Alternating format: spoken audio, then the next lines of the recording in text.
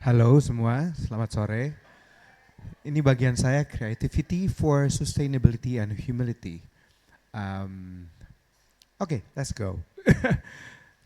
Be kind to me because gua bukan not really a mentor, but I'm trying here. So lanjut aja slide-nya.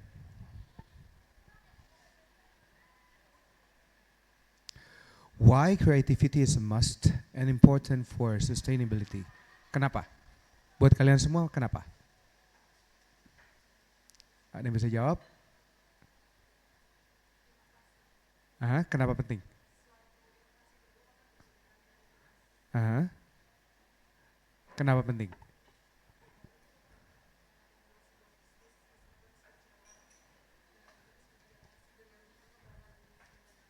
That's true. That's true. Kenapa penting? Karena memang dengan kreativitas kita harus beradaptasi, kita harus mengikuti apa yang terjadi, current event yang terjadi di sekitar kita. Dengan begitu ya bisnis kita bisa sustain. Karena kan tujuan kita kalau kita punya bisnis, gimana bisnis kita tuh hidupnya bisa lebih panjang, bisa bertahan selama mungkin. Karena kan bisnis itu ada umurnya, gimana pun. Kita lihat mau brand-brand besar pun pada saat ini mau kita katakan apapun ya. Sekarang aja brand yang sebesar Converse, sebesar Nike aja sudah mulai kehilangan giginya. Kita ngomong seperti McDonald's, kita ngomong seperti KFC, brand-brand besar mereka udah mulai kehilangan gigi brandnya. Jadi brand itu selalu ada umurnya. Nah tapi kan mereka umurnya berasal dia panjangin tuh lumayan lama sekali. Lama banget. Nah itu tergantung dari kreativitas kita dan tergantung dari apa ya kejelian kita melihat keadaan, melihat sekitar kita, melihat dunia ini kayak gimana gitu dan kita bisa beradaptasi nggak? Dan dengan dunia digital sekarang itu lebih cepat lagi kita harus beradaptasinya, apalagi kalau kita di dunia yang fast moving goods atau apapun itu ya. Kita harus benar-benar cepat bisa beradaptasi karena kan rata-rata kita kalau UMKM ini barang-barangnya kan pasti begitu ya, fast moving goods atau baju atau apapun itu gitu. Bukan sumber daya alam atau apa gitu. Nah itu tuh kita mesti agile sekali. Kita mesti melek akan keadaan sekitar kita sekali. Kalau kita tidak melek akan keadaan sekitar, kita tuh pasti ketinggalan dari materi marketingnya, dari apa bahan-bahan yang kita pakai, dari barang-barang yang kita gunakan, dari looks presentable-nya barang kita dan semuanya gitu. Dan kalau itunya kita ketinggalan ya kita bakal mati dengan cepat gitu. Balik lagi tujuannya untuk memperpanjang umur brand kita. Karena kuncinya di situ, memperpanjang umur brandnya. Next. Potensi viral, ini selalu yang dibicarakan sama semua orang. Viral, saat ini dunia didorong oleh media sosial, ide-ide kreatif bisa menjadi viral. Baik itu campaign yang menarik atau produk yang unik, kreativitas dalam menggugah sesuatu. Viral tuh penting banget ke sana ya sekarang. Um, Bisa dibuat, bisa organik. Dan gue sih menyarankan teman-teman semua kalau mau bikin viral itu ya bikinlah yang organik gitu. Karena kalau membuat sesuatu viral yang dibuat itu umurnya sebentar dan sangat costly. Apalagi buat kita yang baru memulai bisnis. Apalagi sekarang gitu untuk sebuah brand I've been there gitu kayak contoh untuk salah satu line bisnis kami kita untuk membuat viral sesuatu yang dibuat itu tuh mahal sekali kosnya dibanding yang organik. Nah memang ke organik itu susah, organik itu kalian mesti membuatnya unik sekali. Nah unik itu belum tentu bagus, nggak harus bagus. Unik organik itu yang penting beda dari yang lain. Balik lagi originality is the key for everything. Untuk apa? Untuk bisa menjadi viral. Um, dalam dalam dunia digital ini gitu. Kalian harus membuat konten yang original. Konten original itu apa? Yang beda dari yang lain. Yang beda dari yang lain itu apa? Anything. Misalnya itu uh, tergantung dari barang kalian tuh apa. Nah bikinlah konten yang original dari barang kalian yang orang lain belum pernah buat dari barang yang kalian mau buat. Apa sih yang orang belum, sisi apa yang orang, angle apa yang orang belum pernah bikin kontennya, atau cara apa yang orang belum pernah bikin kontennya gitu. Karena konten yang unik itu yang ditonton orang. Sekarang beauty shot gitu-gitu udah gak ada yang lihat. Udah bukan zamannya gitu. Orang-orang tuh mau lihat sesuatu yang real, sesuatu yang unik. Nah itu yang bisa menjadi viral gitu. Dan ya itu perlu waktu untuk belajar. Itu perlu waktu untuk belajar dan mestinya kalian semua lebih jago daripada saya. Saya mah udah lewat lah. Saya aja nggak ngerti pakai TikTok asli. Belajar sampai sekarang nggak ngerti, lihat ya. Scrollingnya juga cepet banget itu TikTok. Kalian mungkin lebih jago daripada saya. Cuman but that's the thing yang lu mesti belajar. Untungnya saya udah bisa hire orang untuk belajar TikTok, untuk pakai TikTok. But you guys need to learn how to use TikTok. Dan untuk beradaptasi di membuat ads di TikTok. Begitu. Keaslian, balik lagi, originality dibanding kesempurnaan. Beautiful mess. Dan itu penting banget untuk sebuah produk gitu. Taruhlah rasa kalian di dalam produk-produk yang kalian buat. Apapun itu ya. Bisnis yang kalian buat, produk yang kalian buat. Karena kan sebuah produk itu harus menggambarkan kalian. Sebuah produk itu harus ada rasa kalian di dalamnya. Contoh, ibu saya punya produk namanya Mami Toko. Dia benar-benar menaruh rasanya dia di dalam brandnya. Dan itu orang bisa rasakan. Originalitasnya ya memang rasanya, ada rasa cita rasanya dia di dalam produknya dia taruh, produknya semua harus cantik, looknya bagus, rasanya juga tidak terlalu manis, semuanya indah gitu. Nah kalian harus lakukan itu juga di produk kalian. Uniknya produk kalian tuh apa? Originalitas tuh penting banget. Nah gak perlu ribet-ribet juga. Yang namanya original tuh as simple as kayak tadi kakak bilang. Kayak keripik pisang dijadiin rasa keju apa, atau roti ditaruh fillingnya apa. Itu kan inovasi, udah jadi inovasi, sesimpel itu gitu. Gak perlu kalian kira inovasi itu perlu sesuatu yang sangat jelimet dan ribet gitu. Kalian bisa lihat di sekitar kalian apa yang belum ada di market yang bisa kalian buat. Karena Indonesia ini banyak banget kok yang masih bisa dibuat, banyak sekali, bener-bener banyak. Kalau kalian gak ngelihat banyak, you're missing out something. Karena di negara kita ini banyak sekali yang belum dibuat. You need to research more kalau kalian gak bisa ngelihat itu. Banyak sekali yang belum dibuat. You need to open your eyes more kalau kalian gak ngelihat itu. Sangat banyak sekali yang belum dibuat. Dan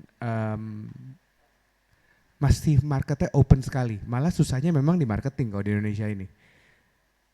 Kalau bikin produk sangat banyak yang masih bisa dibuat. Yang diinovasikan masih banyak sekali yang bisa diinovasikan. Karena di luar sana banyak sekali yang belum dibuat di Indonesia ini. Banyak sekali. Kalau dari segi produk. Gitu. Lanjut? Oke, solusi berkelanjutan. Nah, strategi daur ulang yang inovatif, kreativitas, oke. Nah, this is actually menarik di Indonesia. Barang-barang daur ulang dan semuanya. Karena kita semuanya banyak bahan, cuman memang belum banyak yang ngelakuin. Potensinya sangatlah besar. Teman-teman semua kalau mau ngulik ini tuh this is a big potential di Indonesia. Kalau barang-barang yang berdaur ulang begini. Di Indonesia nih potensinya besar sekali, kita sampahnya banyak banget karena orang Indonesia tuh doyan nyampah. Banyak sekali sampahnya. Memang banyak yang belum dipilah-pilah. Cuman this is a big market karena banyak sekali yang gak peduli. Dan kalian boleh eh banyak apa ya, mengeksplor ini sih sebenarnya. Dan generasi yang muda-muda peduli sama ini. Market kalian nih, kalau kalian mau yang nge-reach yang bawah, yang masih muda sekali, ini suka nih yang begini-begini, solusi berkelanjutan, produk-produk yang daur ulang, recycle yang begini. Bukan yang buat saya, kalau saya oke lah peduli, cuman mereka lebih peduli lagi yang kayak giving back to community, recycle produk, dan semuanya. Jadi umur produknya bisa panjang. Balik lagi longevity produk kalian lumayan panjang tuh kalau kalian udah mikir ke situ. Kayak contoh, kalian bikin produk, berapa persennya dikasih kemana, itu juga bisa. Atau kalian bikin produk apa, dari recycle apa, itu juga bisa. Dan di Indonesia ini bahan dasarnya banyak sekali sebenarnya. Cuman memang nyarinya datanya rada susah. Karena memang ya tidak tercatat dengan baik gitu.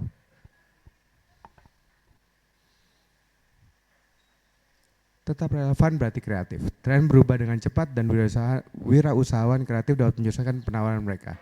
Memastikan mereka selaras dengan gerakan budaya dan kepentingan konsumen muda. Ketangkasan ini buat mereka tetap segar dan menarik.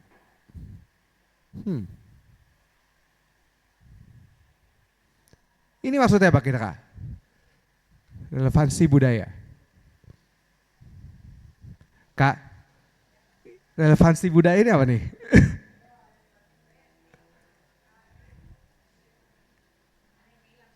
Iya. Oke, kalau kita dalam melakukan kegiatan usaha, ya kita kan harus tetap kreatif. Kita membuat sesuatu itu harus relevan dengan budaya yang ada. Jangan kita membuat sesuatu yang berlawanan dengan budaya. Yang ada akhirnya mereka nggak senang sama kita. Makanya kalau buat perusahaan di daerah tertentu, perhatikan kata-kata itu aman nggak dipakai di daerah tersebut. Maaf ya, saya ada bahasa di orang Karo ya. Itu arti terima kasih. Di Jawa Barat artinya your bokong. Jadi harus hati-hati. Jadi kalau kita buat sesuatu bisnis, mau kita berpromosi, mau kita juga buat marketing, harus buat sesuatu yang relevan dengan budaya. Budaya Indonesia, budaya Timur. Maaf ya, kalau kita kan buat iklan di luar negeri kan pakai bikininya sampai seksi-seksi gitu nggak apa-apa. Di kita kan nggak bisa. Budaya kita tidak demikian. Ya kan, setiap orang kan ada budayanya masing-masing, disesuaikan. Begitu ya, itu relevansi budaya. Ini membuat menurut saya memastikan jadinya mereka selaras dengan gerakan budaya dan kepentingan konsumen, terutama konsumen muda. Karena generasi Z ini agak beda banget sama milenial. Beda banget, beda sekali. Saya lihat anak saya gitu, kadang-kadang saya bingung juga gitu. Beda banget sama generasi saya. Nah jadi disinilah tapi yang saya perhatikan bahwa kebudayaan yang dianut setempat dengan kebudayaan menjadi tren. Kayak tren anak muda di Jogja Bams. Dengan tren anak muda di Jakarta tuh beda. Jadi mesti kita sesuaikan juga. Kayak kita mau mempromosikan kafe di sini sama kita mempromosikan kafe di Jakarta, gayanya kita kan beda banget kan. Yeah. Kenapa? Kita harus buat sesuatu relevan dengan budaya setempat. Itu. Bam lagi baru sakit perut dia, jadi lagi agak capek. Tadi dia kan kasihan, lu makan obat tuh. Thank you. Go ahead. Lanjut. Storytelling superpower. Nah, telling the story of product. Ini penting. Karena dengan kalian menceritakan produk kalian dengan menarik, orang jadi tertarik sama produk kalian. You have to sell your product. Balik lagi, kayak gimana caranya? Ya, itu kalian yang tahu dan tergantung produk kalian juga apa gitu. You have to make the product attractive enough for everybody, cukup menarik buat orang lain gitu. Karena kekuatan mendongeng dalam dunia dengan rentang perhatian dan pendek, kreativitas mungkin wirausaha menciptakan narasi menarik yang menarik perhatian. Setiap merek mempunyai cerita. dan pendekatan kreatif dalam penyampaian cerita dapat menjadikan tak terlupakan, membantu membangun hubungan emosional yang kuat. Nah, ini kan kita suka lihat ya, mau di dalam Instagram, mau di dalam TikTok, mau di dalam YouTube dan semuanya. Attention orang memang sekarang jadi pendek sekali karena memang scrolling semua dan semuanya, apalagi di generasi Z itu kan pendek sekali. Attention level orang tuh sangat pendek sekali, dan gimana caranya kita dalam 10-15 detik itu kita bisa membuat cerita yang sangat powerful. Nah, itulah tugas kita dalam setiap produk kita. Nah, itu memang perlu waktu dan perlu trial and error berkali-kali untuk kita dalam kustomisasi kepada produk kita. Balik lagi, karena setiap produk caranya beda-beda. Termasuk dalam kerjaan saya, semua kerjaan saya beda-beda caranya. Kayak gimana memang harus di trial and error. Sampai kalian nemu formulanya, itu yang diulang-ulang. Itu yang diulang-ulang. Karena setiap produk, setiap produk, setiap bisnis itu formulanya beda-beda dan caranya beda-beda. Nggak bisa kalian nemu satu formula, kalian aplikasiin ke bisnis kalian yang satunya lagi, itu it would works the same. Nggak.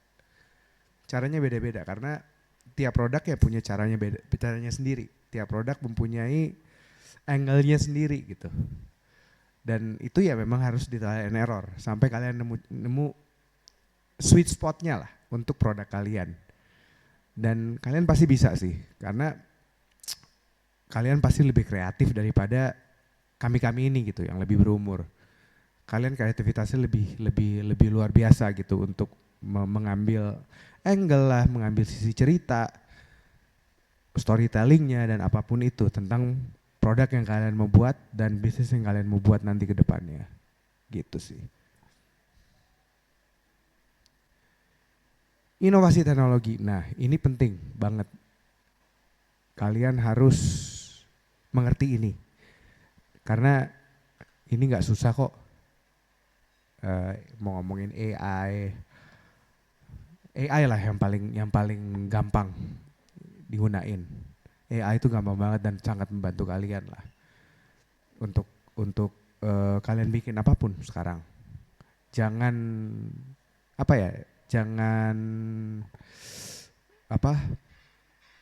being defensive ke AI gitu. Jangan tidak menerima, nggak reseptif gitu ke AI, karena ini ke depan gue sangat percaya yang dibilang sama Elon Musk gitu. Ke depan tuh orang-orang pinter tuh bakal obsolete.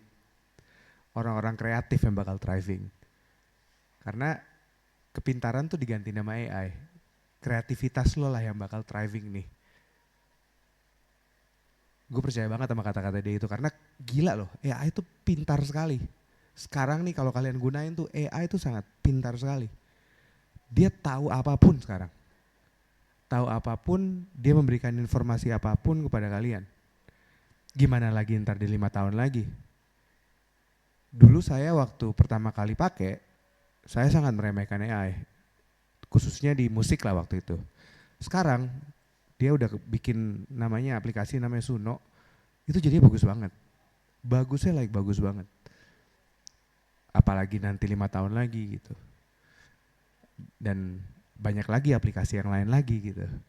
Nah, kalian tuh mesti belajar use that advantage karena nggak mahal kok. Pakai AI itu nggak mahal. Dan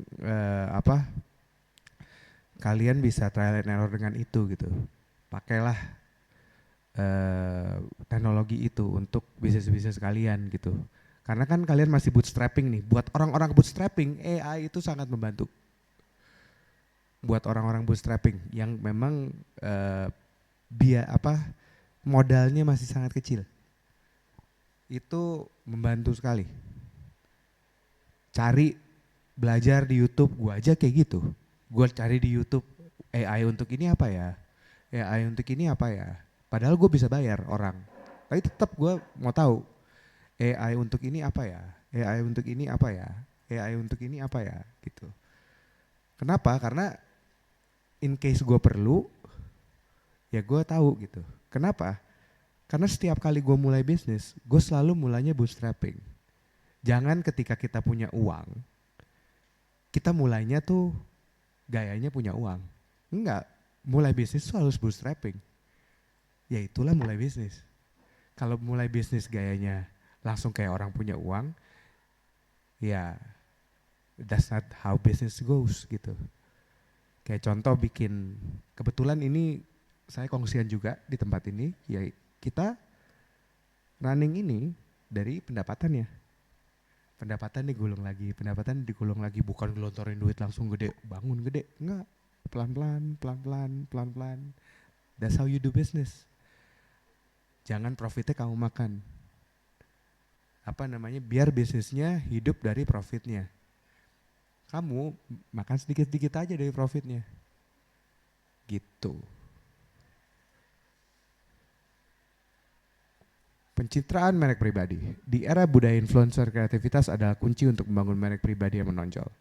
Pengusaha dapat menggunakan konten kreatif seperti visual unik, video menarik, atau meme yang relevan untuk mengekspresikan identitas mereka dan menarik audiens. Singkatnya, kreativitas bukan hanya hal yang bagus untuk dimiliki wirausahawan. Hal ini merupakan terobosan yang dapat menentukan kesuksesan mereka dalam landscape dinamis saat ini dan dalam mengejar bisnis berkelanjutan. Balik lagi, kreativitas diulang-ulang. Karena ya buat orang bootstrapping, ya creativity is the key. Buat orang bootstrapping ya kreativitas lah kuncinya. Karena that's all you have. Money gak banyak-banyak amat. Karena kalian harus memutar otak sedemikian mungkin untuk bisa thriving. Which you can. Kamu pasti bisa. Gak mungkin gak bisa. Pasti bisa. Karena otak kita ini luar biasa pinternya. Apalagi zaman kalian udah ada tools-tools yang membantu yang sangat mumpuni. Zaman gue mah gak ada tools yang digital atau AI atau apapun itu tuh gak ada. Lebih susah malah. Belum secanggih sekarang lah. Kalau sekarang tuh enak. Banyak sekali tools yang bisa kalian gunakan dengan gampangnya. Dan kalau mau bertanya banyak banget, bisa nanya ke, balik lagi bisa tanya ChatGPT, bisa tanya Google, bisa tanya kemanapun gitu. Kayak kita sumber informasinya tuh sekarang tuh sangat luas sekali. Tergantung ya kita mau bertanya atau enggak kan. Gitu. Kalau dulu susah, kita mau nanya kemana? Nanya paling ke teman-teman juga belum tentu sepintar kita juga. Mau tanya ke siapa gitu. Kalau sekarang banyak sekali sumber kalian untuk baca, untuk mengupgrade kalian sendiri gitu. Ya kuncinya balik lagi, saya benar-benar percaya ke ya 5-10 tahun ke depan sih orang-orang kreativitas tuh orang-orang kreatif yang bakal thriving. Karena ya semua hal-hal yang dibilang pintar itu udah ada di komputer. Hafalan tuh semua di komputer. Kalian mau belajar apa ya tinggal di komputer. Sekarang kalian lihat kalau kalian ikutin ya versi terbaru ya ChatGPT itu dia bisa coding. Dia bisa coding. Dia bisa apa? Semua bisa tinggal kalian perintahin. Nah terus dia udah punya emosi. Jadi basically it's like a human. Memang serem, cuman kan ya masa kita gak temenin begituan? Gak mungkin kan? Masa kita gak temenin teknologi? Masa kita musuhin teknologi, kita bilang wah ini akhir zaman nih, nem-nem nih atau apa nih? Gak mungkin kan? Kalau kita gak pakai itu, orang lain lebih pintar dong dari kita. Kita katanya mau jadi businessman. Gak mungkin kita gak bersahabat sama itu gitu. Dalam konteks berbisnis ya. Gitu. Lanjut. Oke, kerendahan hati sangat penting bagi wirausahawan. Bahkan dalam masyarakat narsistik, karena kerendahan hati menumbuhkan hubungan yang autentik, mendorong keterbukaan pikiran dan membangun tim yang kuat. Pemimpin yang rendah hati belajar dari kegagalan, mendengarkan secara aktif, dan memprioritaskan dampak jangka panjang dibanding peningkatan ego jangka pendek. Hal ini menciptakan budaya perusahaan yang positif, mendorong inovasi, dan pada akhirnya mengarah pada kesuksesan yang berkelanjutan. Di dunia yang mendapatkan hasil nyata, kerendahan hati membantu wirausahawan menonjol dan memberikan dampak nyata. Saya sangat setuju dengan ini, karena dengan kerendahan hati ya kalian tuh, mata kalian tetap terbuka dan mata kalian tetap kuping kalian juga tetap mendengar terhadap sekitar kalian gitu. Jangan cepat merasa hebat, karena dunia ini sangat gue sangat percaya di atas langit benar-benar ada langit, benar-benar ya. Di atas orang hebat ada lagi orang hebat gitu. Di atas orang kaya ada lagi orang kaya. Di atas orang pintar ada lagi orang pintar gitu. Jadi jangan pernah kita merasa yang paling hebat. Teruslah mencari orang yang lebih pintar dari kita, orang yang lebih baik dari kita, orang yang lebih dari segi apapun ya. Orang lebih kaya dari kita, orang yang lebih lucu dari kita, orang yang lebih banyak pengetahuan dari kita, orang yang lebih terus. Sangat penting buat kita untuk selalu bergaul dengan orang yang lebih dari kita. Lebih dari segi apapun, gak melulu harus selalu yang lebih pintar. Lebih dari segala apapun gitu. Orang lebih lucu, lu boleh bergaul sama orang gak lucu kayak gue. Gue nih orang gak lucu, gue suka bergaul sama orang lucu. Karena gue pengen jadi lucu. Bergaullah sama orang yang punya kelebihan dari kamu gitu. Jadi kamu selalu merasa ya humble gitu, karena kamu tidak punya apa yang dia punya gitu. Gitu sih. Jadi you have to do that gitu. Jadi kamu selalu jadi orang yang humble. Janganlah bergaul sama orang yang kalau kamu datang kumpul sama mereka, pulang nggak dapat apa-apa nih. Jangan terlalu sering nih gaul sama orang begini nih. Karena ya buntutnya ya kamu hidupnya jadi datar aja nih. Yang begini-begini nih yang bikin kamu ini nggak elevate as a human gitu. Kalau kamu kebanyakan mingle sama orang yang begini, ya hidup kamu ya di situ-situ aja. Nggak apa-apa kalau if you choose that is your life gitu. Cuman masa sih kamu mau jadi orang yang nggak berkembang? Masa sih kamu nggak mau jadi orang yang bertumbuh? Gitu sih. That's all. So, thank you for listening. Let's go big together. Thank you.